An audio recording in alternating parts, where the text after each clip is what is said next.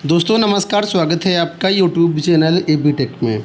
आज है 5 जून 2023 और जान लेते हैं आज की महत्वपूर्ण खबरें जो आज के प्रमुख समाचार पत्रों पर छाई हुई हैं। सबसे पहले यहां पर अपडेट देख सकते हैं कि 5 साल में 20 लाख नए बेरोजगार, भर्ती का इंतजार। बेसिक और राजकीय माध्यमिक विद्यालयों में 5 साल से नहीं हुई भर्ती। अब पूरी चीज़ों को डिटेल समझ लेते हैं। तो यहाँ पर देखिए बताया कि प्रदेश में हर साल डीएलएड की 2,41,000 व बीएड की 2,40,000 सीटों पर प्रवेश लिए जाते हैं। 5 साल में विभिन्न संस्थानों ने कम से कम 20 लाख बेरोजगारों को बीएड की डिग्री व डीएलएड के तहत डिप्लोमा दिए हैं। लेकिन जिन भर्तियों के लिए इन बेरोजगारों ने बीएड व डीएलएड की पढ़ाई की वे 5 साल से अटकी हैं। प्राइमरी स्कूलों में सहायक अध्यापक भर्ती वर्ष 2018 में आई थी। इसके बाद से अभ्यर्थी नई भर्ती का इंतजार कर रहे हैं। बीएड अभ्यर्थियों के राजकीय माध्यमिक विद्यालय में एलटी ग्रेड शिक्षक भर्ती का विज्ञापन भी 5 साल पहले 2018 में जारी किया गया था। इसके बाद एलटी ग्रेड शिक्षक भर्ती नहीं आई। शिक्षक भर्ती में शामिल होने वाले डिग्री और डिप्लोमा अभ्यर्थियों की भीड़ हर साल बढ़ती जा रही है।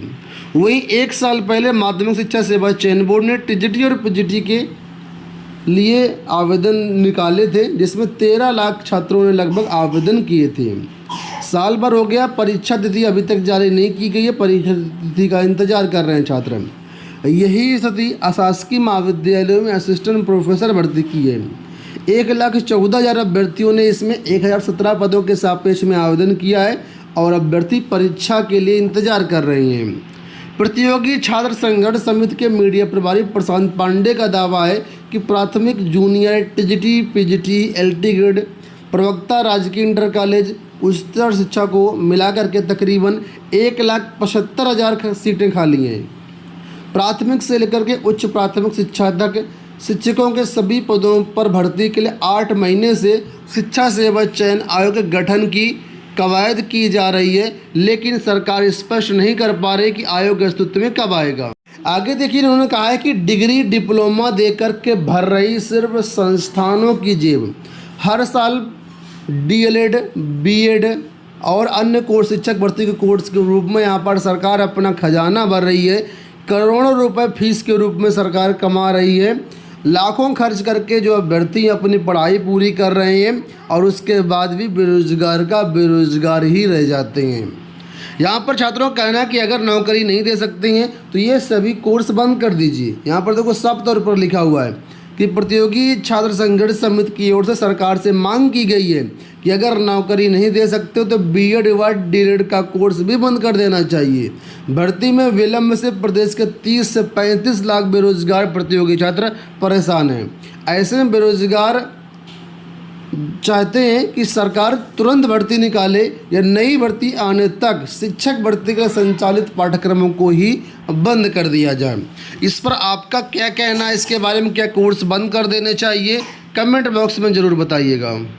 चलिए यहाँ पर एक और अपडेट देखो कि एडेड कॉलेजों में भर्ती यूपीएसएसएससी से कराने की तरह, यानी यूपी से कराने की तैयारी। अब ये खबर क्या है, इसको देख लेते हैं। यहाँ पर देखिए बताया गया कि अशासकीय सहायता प्राप्त एडेड महाविद्यालयों में कर्मचारियों की भर्ती वहाँ की प्रबंध समिति करती है, लेकिन आने वाले दिनों में ये भर्तियाँ यूपी से कराई जा सकती हैं। सरकार की मंशा है कि जो शैक्षणिक संस्थान वित्त पोषित हैं वहाँ पर सभी तरह की भर्तियाँ आयोग से कराई जाएं। ऐसे ही बेसिक, माध्यमिक, उच्च शिक्षा, मदरसा, संस्कृत और अल्पसंख्यक विद्यालयों के एडेड विद्यालयों में शिक्षक भर्ती के राज्य शिक्षा सेवा चयन आयोग बन रहा है। इसके अस्तित्व में आने के बाद कर्मचारी भर्ती के लिए प्रक्रिया शुरू की जाएगी। तो यहाँ पर यह कहा गया है कि एडेड कॉलेजों में जो चपरासी की भर्तियाँ होती, जैसे कि स्टेनोग्राफर, कंप्यूटर ऑपरेटर या और पहले कई तरह की भर्तियाँ होती थी, यहाँ पर जो भी एडेड कॉलेज हैं, चाहे वो बेसिक हो, माध्यमिक हो, उच्चतर हो, इन सभी में जो कर्मचारियों की भर्तियाँ वो यूपी से कराए जाने की तैयारी चल रही है। हालांकि अभी ये जो भर्तियाँ प्रबंध समिति करती है, जैसे आपने देखा होगा कि अभी क्लर्क की भर्ती आई थी, तो क्लर्क की भर्ती पहले जो इंटर कॉलेजों में प्रबंध समिति करती थी, लेकिन अभी इस बार यूपी से कराई गई, लेकिन वो भी भर्ती अभी सही से नहीं हो पाई है। ऐसे ही डिग्री कॉलेजों में क्लर्क की भर्तियां हैं, तो ये सभी भर्तियाँ यूपी ट्रिपल एस सी से कलर की कराए जाने की तैयारी। जिस प्रकार आपने देख रहे हैं कि उत्तर प्रदेश में शिक्षक भर्तियों के लिए यानी एडेड कॉलेज जो शिक्षक टीचर की भर्ती होगी वो नया शिक्षा सेवा आयोग कराएगा। उसी तरह कर्मचारियों की भर्ती भी यूपी ट्रिपल एस सी से कराए जाने की तैयारी है।